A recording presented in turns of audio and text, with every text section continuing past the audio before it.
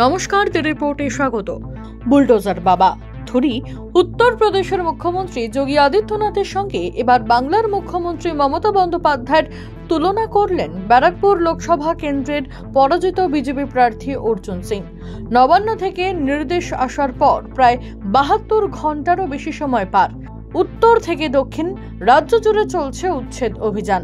এবার সেই প্রসঙ্গে মুখ খুললেন অর্জুন। কি বললেন শুনবো।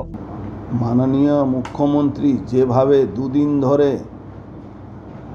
যারা ভোটার, বাংলায় হিন্দিভাষী ভোটার, বাঙালি হিন্দু ভোটার যারা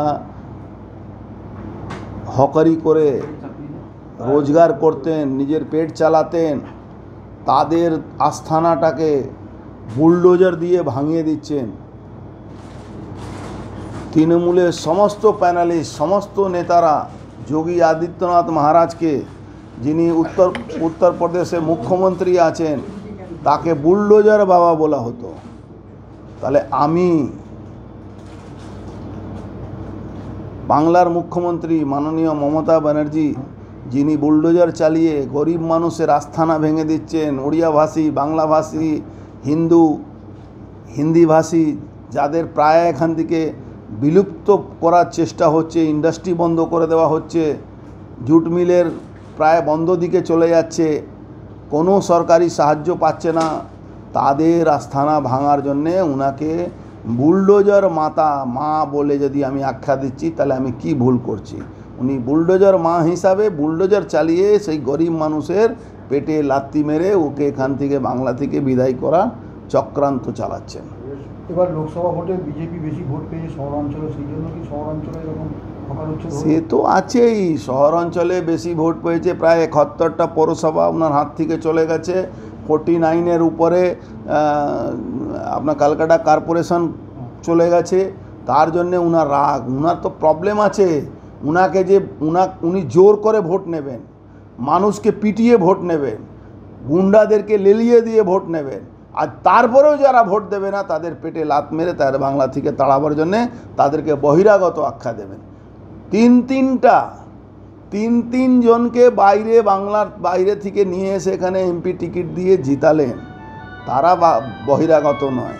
বহিরাগত এই যারা রেড়ি চালায়, বহিরাগত যারা হকারে কাজ করে, বহিরাগত যারা ছোট ছোট দোকান করে রোজগার করে, অথচ এই দোকান রোজগার করার জন্য উনি বলেছিলেন কি একটা টুল নাও, একটা মুড়ি কিনে নাও, কিছু চপ বানিয়ে নাও, কিছু চপ বিক্রি করো। আবার উনি বলছেন যেহেতু ভোট দেয়নি সেহেতু তোমাদেরকে এখান থেকে যেতে হবে। বারবার যোগী আদিত্যনাথ বিনা কোর্টের অর্ডারে একটা কোনো বাড়ি, কোনো জমি বেদখল উনি করেন না। সেই অর্ডারের পরে উনি করেছেন আইনি, বিনা কোনো কোর্টের অর্ডারে, বেআইনিভাবে কাউকে ইনফরমেশন না দিয়ে ওখান থেকে হিন্দু, বাঙালি, হিন্দিভাষী, ওড়িয়াভাষী, তেলুগুভাষী যারা রোজগার করতো, রুজি রোজগার করে খেত, এখানে চাকরি নেই, তাদেরকে তাড়াবার জন্য এই ব্যবস্থা করেছে। দাদা, একটা শেষ প্রশ্ন। মুখ্যমন্ত্রী অর্ডার দেওয়ার পরই সব পৌরসভাগুলোতে তৎপর হলো, তাহলে কি এতদিন পৌরসভা দেখতো না? এবং যেগুলো ভাঙছে তাদের তো রুজি রোজগার শেষ হয়ে যাচ্ছে, কি বলবো? আরে পৌরসভা দেখবে কি? পৌরসভাই তো সব করাচ্ছিল। পৌরসভা, পুলিশ, কাউন্সিলর হাত বদল করলে 25 লাখ টাকা দিতে হচ্ছে। আপনি ব্যারাকপুর স্টেশনে চলে যান, 12 থেকে 15 লাখ দিতে হয়। তারপরে চলে যান আপনি ওখানে কিছু আরপিএফ অসাধু কিছু পুলিশ আছে, যারা জিআরপি আছে, ওখানকার লোকাল পুলিশ আছে, অটো টোটো চলে যান, পয়সা ছাড়া আপনি চালাতে পারবেন না, রোজ পয়সা আইএনটিটিউসিকে দিতে হয়। এই চলছে বাংলায়।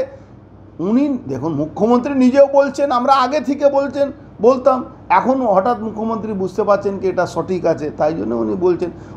আমরা তো এটাও বলবো কি অনেক দেরি হলে উনি বুঝতে পারছেন উনার দলের লোকরা তোলাবাজ। আমরা আগে থেকে বলতাম, এখন উনি বুঝতে পারছেন উনার দলের লোকরা তোলাবাজ। দেখুন, উনি বারবার তো ইন্ডিয়া নিয়ে লড়াই করতেন যখন সিপিএম জামানা ছিল, কি সাবস্টিটিউট ব্যবস্থা না দিলে কি করে কি করা যায়। তো আজকে উনি নিজেই ভেঙে দিচ্ছেন। কেন? ওরা ভোট দেয়নি তাই। উনি ভাবছেন ওরা ভোট দেয়নি তাই।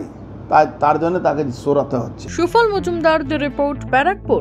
সমস্ত খবরের আপডেট পেতে লাইক করে সাবস্ক্রাইব করুন দ্য রিপোর্ট চ্যানেলটি সেই সঙ্গে বেল বাটন প্রেস করতে ভুলবেন না। আপনাদের একটা সাবস্ক্রিপশন আমাদের জন্য অত্যন্ত মূল্যবান। জয় হিন্দ।